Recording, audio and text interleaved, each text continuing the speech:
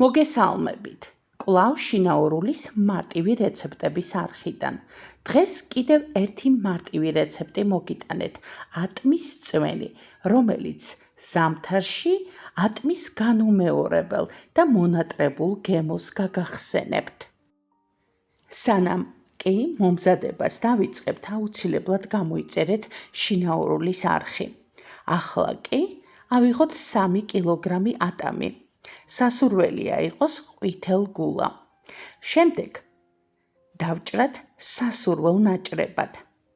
აი ასე ჩავალაგოთ ქვაფში და დავასხათ 6 ლიტრი წყალი და დავადგათ დაბალ ცეცხლზე და ადუღებიდან ზუსტად 10 წუთი ვადუღოთ. როცა ჩვენი ატამი წყალში 10 წუთის განმავლობაში მოიხარშება, გადმოვდგათ ცეცხლიდან და შევაგრილოთ, ხოლო შეგრილებული ატამი კი დავაბლენდეროთ.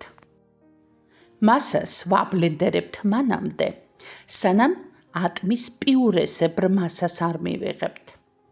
თუ ბლენდერი არ გაქვთ, შეგიძლიათ ამ მიზნით ჩოპერიც გამოიყენოთ.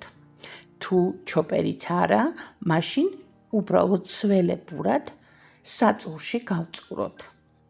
დამატებით გაწურული წვენი ასეთ წვრილ საცერში გავატაროთ, რომ ატმის კანის ნამცხვენები არ გაყვეს წვენში და უფრო კარგი სტრუქტურის წვენი მივიღოთ.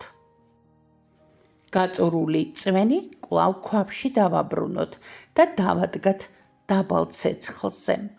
აქვე დავამატოთ 6 ლიტრ წყალზე 600 გრამი შაქარი, თუმცა თქვენ შეგიძლიათ შაქარი მეტი ან ნაკლები დაამატოთ თქვენი სურვილისამებრ.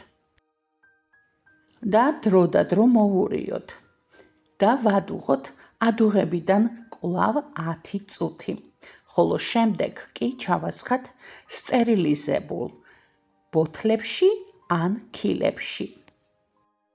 უკვე მოხუპული წვენი შევფუთოთ და გავაცივოთ და ჩვენი უგემრიელესი და არომატული ატმის წვენი მზად არის, თუმცა შინაურულზე არის სხვა წვენების და კომპოტების რეცეპტებიც. დღეს ამით გემშვიდობებით. მადლობა რომ გიყურეთ. მომავალ რეცეპტამდე.